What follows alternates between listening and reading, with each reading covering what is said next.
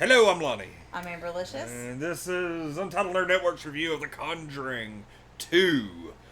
Part of our series of Halloween-themed October 2021 scheduled videos that we're recording through the summer and publishing in October. That would be why I'm wearing shorts. It's hot outside. We are watching all the Conjuring movies as well as a handful of others for some good, solid Halloween content this year. And this is the third in the Conjuring series, focusing on the exploits of Ed and Lorraine Warren, who were real-life paranormal investigators that were really prominent back in the 60s, 70s, 80s, 90s, 2000s. Till they died. Yeah, they ended up dying about 10, 15 years ago, roundabout. And so this one, in my personal opinion, this one's been the best one so far. This was really good. And not to say that the other two weren't good, but this one, and it was a longer movie, but it was worth it. There was just so much happening in this movie. It was great. Yeah, there was never really like any slow parts. Now, I had watched clips of this movie not long after it first came out, 4 years ago, one time, and I saw the scene where she had the premonition of Ed dying. I saw the scene where the shadow moved into the nun picture and went after her, and then I saw bits and pieces of the end where he was like trying to save the girl, and there was like the spike where the tree used to be and all that. And that's about all I remembered from this movie was the ending. Yeah. I know I watched it, but I was sitting here watching it, and I thought, I don't remember most of this, but it was really good. That's just me and my short-term memory sucking. So, I mean, this was a pretty good movie. It follows the same basic thing. Instead of somewhere in America, this is in in northern England, and there's like this family, this woman and her 4 kids. Ooh, excuse me. And the ghost ends up possessing like the youngest daughter, and or we think it's the ghost. Yeah, it keeps really. You find out, at the end, spoilers obviously, like, the demon possessed the ghost. And or wouldn't let it go. Yeah, wouldn't let the ghost go, and when the ghost didn't want to leave because it was after the girl. Yeah. Doing our spoilers. Yeah. So this, that was the whole, I mean, it follows the same basic premise, but it's all a little bit different here and there, and makes it just enough to be a good, fresh horror film. Right. Even if you've seen this kind of movie time and time again, the things just keep getting progressively worse and worse, and then, it usually starts with the kids, and then the parent usually finds out, and then they go looking for help, and then the church is like, well, we gotta have proof, yeah. Which is fair. I mean, I think that's fair because people do fake shit like that. They do. And that was really prominent in the theme of this movie, was the one lady was bound and determined to prove that they were faking it. And here's the thing, it's safe to be a skeptic. Yeah. Because a lot of people do not want your preconceived beliefs challenged. Yeah. And that's human nature anyway. When you notice, people will bend over backwards to ensure that their beliefs are not proven wrong. They can have proof positive right there in front of them, but they will bypass 5,000 pieces of solid evidence to latch on to that one piece that says it might be fake. Yeah, and that's what she did. That is, you see that a lot, especially on the internet today. If it's not something somebody already believes, they will bend over backwards to try to prove it false, even despite all the contrary evidence. Yep. And it does. That happens. And, it happens even more so today. And so things just kept getting worse and worse. They finally show up. And then the big plot twist towards the end was the fact that that this old man was there, but he wasn't the problem, and Yeah.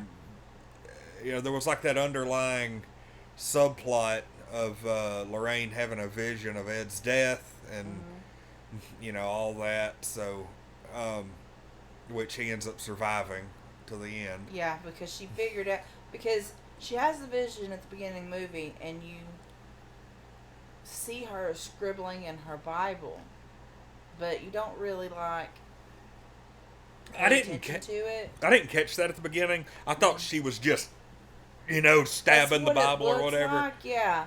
But They because didn't. she was going through pages, kind of doing that. Yeah, and you don't realize she's actually writing something. It, like I said, just looks like she's scribbling real hard. Well, I thought I wasn't really paying enough attention when it happened, Mm-hmm. and it almost looked like she was just using like a knife or something to cut it up or to Right. carve it or whatever. Mm-hmm. So, but no, this movie takes place, according to here, 1977. Actually, was a 2 hour and 13 minute movie, which, if I'm It not was. mistaken, to this point has been the longest movie in the franchise. It has. It has. But gosh, it was so good. And I think it's neat at the end of this movie they show photos of the real people and I love that actual shit. Yeah. audio from the original interviews with the daughter, and that's Yeah. some creepy stuff because It was really creepy. the underlying theme through a lot of these horror movies and ghost stories, hauntings, stuff like that is the fact that like we both have experienced similar things in real life. I actually think we ought to do a video about, or like a call-in video or something, like talking about paranormal experiences and stuff. 'Cause That'd be fun. that would be that might That's be something. something we actually need to do during Halloween. Yeah, That'll be great. or at least maybe like do the premiere of it. We'll just do like a. I've always thought about maybe, and I know we're kind of getting off topic here. I think in a nutshell, we've Yeah, I don't think there's covered the movie. anything Um, really worth mentioning. But I think what we need to do eventually is to start like a regular talk show and do it like once a week, once every other week, something like that. Yeah. And do it like an hour a week, and 1 week do paranormal stuff. Mm-hmm. 1 week do the adult talk that we were wanting to do. 1 week talk about just random nerd news. Mm-hmm. 1 week, and then cycle back. Whatever feels good that week, Yeah. do it. But it's the same show, but we're just going to cover a different topic. It'd be like, how like Unsolved Basically, Mysteries. bring back you in line. Yeah. And, it's like Unsolved Mystery, except, just put everything under the same tent. Yeah. And, like, next week, we're going to cover, the call in with your relationship and bedroom problems. And, then next week, we're going to talk about alien abductions and scary shit. Mm-hmm. It's going to be kind of like just a variety show. Yeah. I think that might be kind of neat. We have seen the idea birthed here on the air, which, if by the time you see this, We'll it's probably be premiering. probably already going to be happening. So, Oh, anyway, what do you give this movie? this one gets a solid 8. I'll give it an 8. Give it an 8. Yeah, it Okay. wasn't. It's not like one of the greatest horror movies ever made. So far it's the best of the Conjuring franchise. Nah, let's give it a 9. I'll bump it Okay. up to a 9 because this is one that I could watch again. It's kind of creepy. It has some of the scariest moments I've ever seen in a film. Whole look. I'll go ahead and tell you, a picture coming alive is a fear I've had since I was like 5 years old. It's creepy. It Um, is. I didn't have that creepiness about pictures like that until we went on a field trip to the Hunter Museum here in town. I was Okay. probably in like second or third grade. We went, and they literally have a painting that's eyes follow you. Oh yeah, And that's it's nice. made to do that. And then after that, because it was like, some paintings look like you're, it's fine. And ever since then, now it's like, Fantastic. it's like, what a thing to show a child. I used to Anyway, have my mom, and I've looked on the internet for it, and I can't find it. I've pored over Google Images, and everything. But you remember those the things that used to be really hot in the 80s and 90s? You know those pictures you could get. They I don't know exactly what they're called, but they had a they weren't framed per se. I guess the picture itself was part of the frame. They were about the size of like my big Sopranos there, but the frame was like, I guess it had like a thin golden frame around it that was actually attached to the picture itself, and the picture, the print was like a hard, thick, almost like plastic or something, and it was made. It looked almost like it was painted like airbrushed, like that kind of airbrush quality, and it had like a slick texture to it.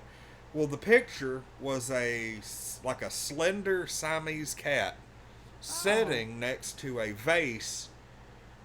It almost looked computer generated, but it was sitting next to like a striped vase with some like kind of flowers sticking out of it. And it hung up in our living room above, like, we had like a couch, and then we had a matching chair right next to the door, and it hung up above that chair right next to the front door. And I used to have nightmares that cat would come out of that picture and chase me. Oh my God. And it stood like that tall. It was a huge cat, and it would like chase me through the house.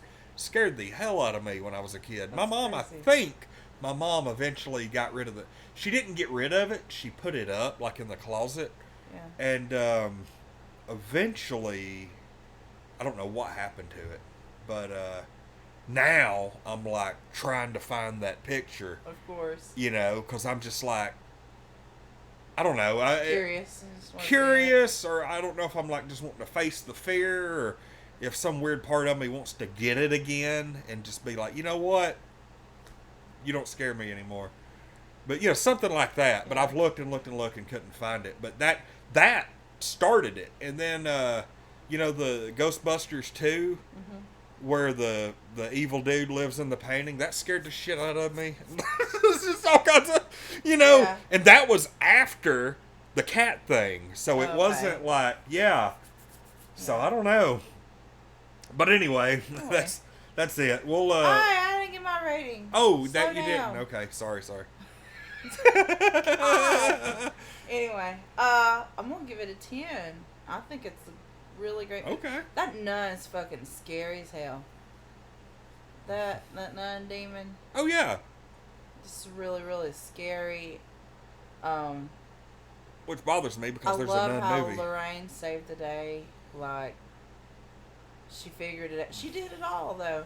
Like, once Ed, you know, merged the two tapes together and figured out what the ghost was saying. That was a creepy segment. That was. See, it just had a lot of good moments. And I'm a sucker for based on a true story too. Which most of these are. Yeah, I am. I'm a sucker for it. It's one of my favorite, you know, kind of genres in scary movies. So yeah, I'm gonna give it a 10. It's not an 11 because it is, you know, the whole demon possessing someone thing. You know, pretty common.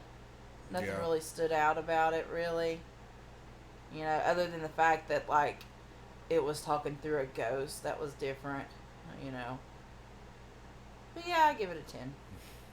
Okay. Well, we'll be back next time for more horror movie good stuff. Yay! I'm Lonnie. I'm Amberlicious. We are Untitled Nerd Network. We will see y'all next time.